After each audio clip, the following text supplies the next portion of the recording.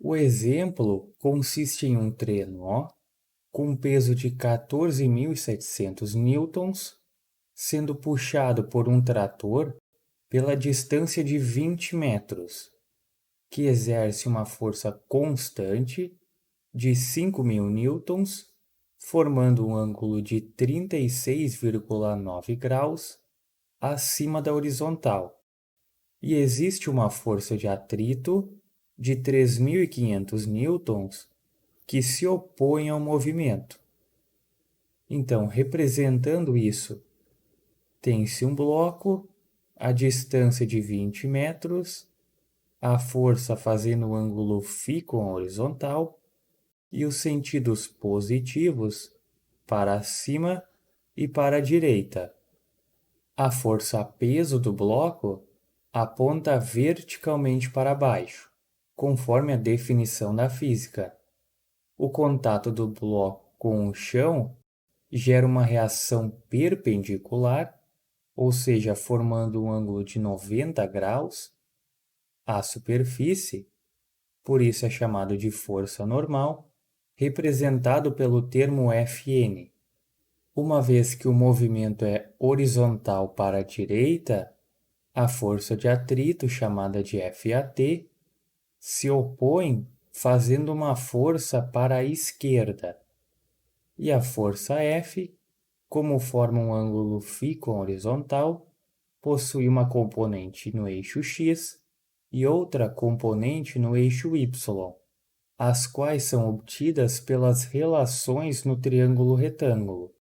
Na componente em que o ângulo está colado, usa-se o cosseno, e na componente oposta ao ângulo, usa-se o seno. O módulo do trabalho realizado sobre uma partícula por uma força constante F durante um deslocamento retilíneo d, sendo φ o ângulo entre F e d, é igual ao produto do módulo de F com o módulo de d vezes o cosseno do ângulo φ. Observe que o cosseno do ângulo φ corresponde à componente da força que está na direção do deslocamento. Neste caso, como o deslocamento ocorre no eixo x, o cosseno de φ corresponde à componente neste eixo.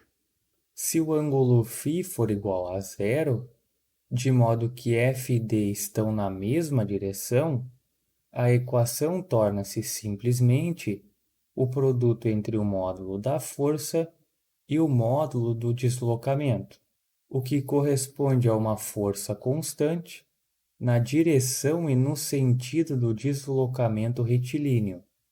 Então, calculando o trabalho realizado por cada força, a do trator é oriundo somente da componente paralela ao movimento, neste caso no eixo x.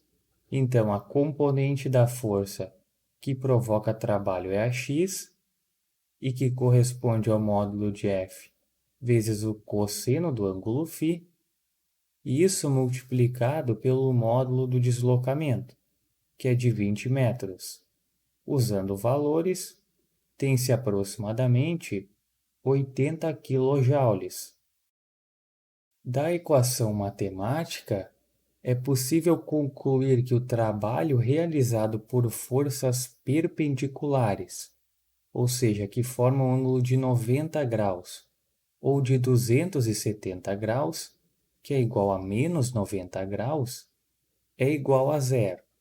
Neste caso, como o movimento é horizontal, trata-se da força normal, chamada de Fn, que aponta para cima, isto é, formando o ângulo de 90 graus, e da força-peso, chamada de Fp, porque esta aponta para baixo, formando um ângulo de 270 graus no sentido anti-horário ou de menos 90 graus no sentido horário.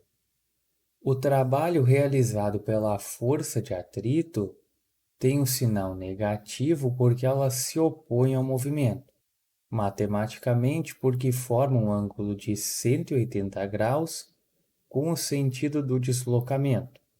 Logo, o cosseno de 180 graus é igual a -1.